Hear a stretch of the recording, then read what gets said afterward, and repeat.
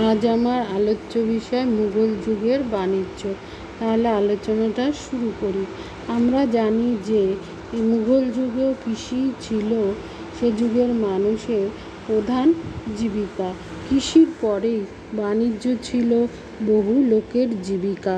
মুঘল যুগে বাণিজ্য, স্থানীয় বাণিজ্য, অন্তর্বাণিজ্য ও উপকূল বাণিজ্য এবং বহির্বাণিজ্য এই তিন ভাগে ভাগ করা যায়। স্থানীয় লোকেদের প্রয়োজন মেটাতে স্থানীয় হাট বা বাজারে বা পেঠে স্থানীয় কৃষিজাত ও শিল্পজাত দ্রব্য বিক্রি হতো। নিকটের শহরের খাদ্য, বস্ত্র, তরি তরকারির চাহিদাও স্থানীয় গ্রামের হাটগুলিতে আমদানি দ্রব্যের দ্বারা মেটানো হতো। মুঘল যুগে নগরের সংখ্যা কম ছিল না। নগরগুলো বেশ জনবহুল ছিল। নগরের জনসংখ্যার নিত্য প্রয়োজনীয় দ্রব্য ও সাধারণ শিল্প দ্রব্য যথা কাপড়, ছুরি, কাঁচি, কাঠের জিনিস প্রভৃতি স্থানীয় হাট বা বাজার থেকে সংগৃহীত হতো। এইভাবে একটি স্থানীয় চাহিদা ও সরবরাহ ব্যবস্থা গড়ে ওঠে এবং একে আশ্রয় করেই তখনকার দিনে স্থানীয় বাণিজ্য চলত। হাট বা বাজার গ্রামে সপ্তাহের নির্দিষ্ট দিনে বসত এবং এই দিন উৎপাদকরা তাদের তৈরি দ্রব্য হাটে বিক্রির জন্য আনত। তাছাড়া শহরের দোকানগুলি সপ্তাহের সব দিনই খোলা থাকত। এছাড়া ফেরিওয়ালা তার মাল নিয়ে ঘুরে ঘুরে বিক্রি করত। গ্রামে এবং শহরের সর্বত্রই ফেরিওয়ালারা মাল নিয়ে ঘুরে বেড়াত। মুঘল যুগের অভ্যন্তরীণ বাণিজ্য বলতে আন্তঃজেলা, আন্তঃপ্রাদেশিক বাণিজ্য বোঝাতো। মুঘল যুগে বেশ বড় বড় সড়ক তৈরি হয়। সোনারগাঁ থেকে লাহোর পর্যন্ত বিস্তৃত সড়কের কথা বিখ্যাত। এই সড়কটি উত্তর ভারতের অধিকাংশ বড় শহর ছুঁয়ে উত্তর পশ্চিমে গিয়ে শেষ হয়। আগ্রা থেকে দক্ষিণের বুরহানপুর পর্যন্ত আরও একটি বিখ্যাত সড়ক ছিল। আগ্রা দিল্লি থেকে রাজপুতানা হয়ে গুজরাটের সুরাট পর্যন্ত সড়ক ছিল। এছাড়া ছিল অসংখ্য শাখা রাস্তা, অখ্যাত রাস্তা, পার্বত্য পথ। এই পথগুলি ধরে বাণিজ্য চলত। মুঘল যুগে বড় সড়কগুলির ধারে কিছু দূর অন্তর অন্তর সরাইখানা থাকত। সরাইগুলিতে পানীয় জলের জন্য কূপ বা পুকুর, ছায়াঘেরা গাছ ও বিশ্রামের ঘর থাকত। 3/4 ক্রোশ অন্তর পাথরের থামে পথের নির্দেশ দেয়া থাকত। ছোট নদীর উপর পুল বা বড় নদী পার হওয়ার জন্য ফেরির বন্দোবস্ত থাকত। সরাইখানাগুলিতে বিভিন্ন বণিক পরস্পরের মধ্যে মাল বিনিময় করত।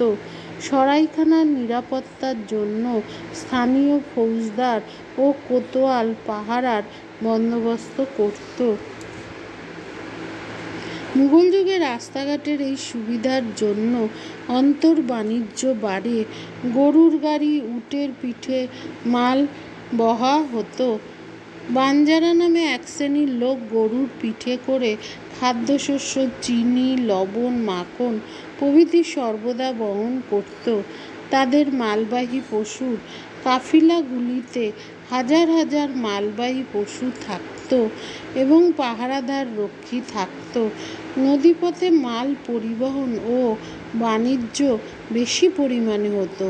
গঙ্গার খাদ বেয়ে বাংলার সপ্তগ্রাম থেকে 3/600 টনের নৌকা মাল নিয়ে পাটনা, বারাণসী হয়ে এলাহাবাদে চলে যেত। এলাহাবাদ থেকে যমুনার খাদ ধরে আগ্রা বা দিল্লি পৌঁছে যেত। ফিরতি পথে পণ্য বোঝাই করে বাংলায় চলে আসত। যাতায়াতে বেশ কয়েক মাস সময় যেত। সিন্ধু ও মুলতানের লোকেরাও নদীপথে পণ্য পরিবহন করত। সিন্ধু নদীর তীরে লাহোর ও মুলতান ছিল বড় নদী বন্দর। গঙ্গার তীরে সপ্তগ্রাম, পাটনা, বারাণসী, এলাহাবাদ, যমুনার তীরে আগ্রা ছিল বিখ্যাত নদী বন্দর। এছাড়া বাংলা থেকে পণ্য বোঝাই জাহাজ উপকূল ধরে দক্ষিণ ভারতের অন্ধ্র, তামিলনাড়ু ও কেরালায় চাল, চিনি, সুতি কাপড়, তামাক বয়ে নিয়ে যেত। দক্ষিণ থেকে লঙ্কা, মরিচ, মশলা আসত। কবিকঙ্কন মুকুন্দরাম তার চণ্ডীমঙ্গল কাব্যে ধনপতি সওদাগরের সপ্তডিঙা মধুকর সাজিয়ে সিঙল পাটানে বাণিজ্য যাত্রার যে বিবরণ দিয়েছেন তা অলীক নয়। বাংলার চিনি ও গুড়ের সর্বভারতীয় খ্যাতি ছিল। দক্ষিণ ভারত, উত্তর ভারত, সুদূর গুজরাট পর্যন্ত বাংলার চিনি রপ্তানি হতো। এছাড়া বাংলা থেকে চাল, আম, রেশমের কাপড়, সুতি কাপড় ভারতের বিভিন্ন স্থানে ও ভারতের বাইরে রপ্তানি হতো। বাংলার খাদ্যদ্রব্যের দাম ছিল খুব সস্তা। শায়েস্তা খাঁর শাসনকালে বাংলায় টাকায় 7 থেকে 8 মণ চাল বিক্রি হতো। বাংলার বাইরে থেকে লবণ আনতে হতো। লাহোর ও মুলতান থেকে সিন্ধুতে কাপড়, চিনি, আদা রপ্তানি করা হতো এবং সিন্ধু থেকে লঙ্কা ও খেজুর আনা হতো। কাশ্মীর থেকে জৈত্রী ও পশমের শাল, চাদর রপ্তানি হতো। এর বিনিময়ে লবণ, মশলা, লঙ্কা, আফিম, সুতি কাপড় প্রভৃতি কাশ্মীরে আনা হতো। আগ্রা ছিল ভারতের এক বিখ্যাত বাণিজ্য কেন্দ্র। আগ্রা থেকে নীল ভারতের বিভিন্ন স্থানে ও ভারতের বাইরে রপ্তানি হতো। আগ্রায় বাদশাহ থাকার জন্য এখানে ক্রেতার সংখ্যা বহু ছিল এবং বহু মূল্যবান দ্রব্য বাজারে আমদানি হতো। পশ্চিম ভারতের গুজরাট ছিল বাণিজ্যের জন্য বিখ্যাত। গুজরাটে গম এবং অন্যান্য খাদ্যশস্য মালব ও রাজপুতানা থেকে আসত। গুজরাট থেকে সুতি কাপড়, রেশমের কাপড়, তামাক আগ্রা ও সিন্ধুতে রপ্তানি হতো। খানদেশ থেকে তুলা ও সুতি কাপড় আগ্রায় আসত। মুঘল যুগে বৈদেশিক বাণিজ্য উত্তর পশ্চিম সীমান্ত পথে ও সমুদ্র পথে চলত।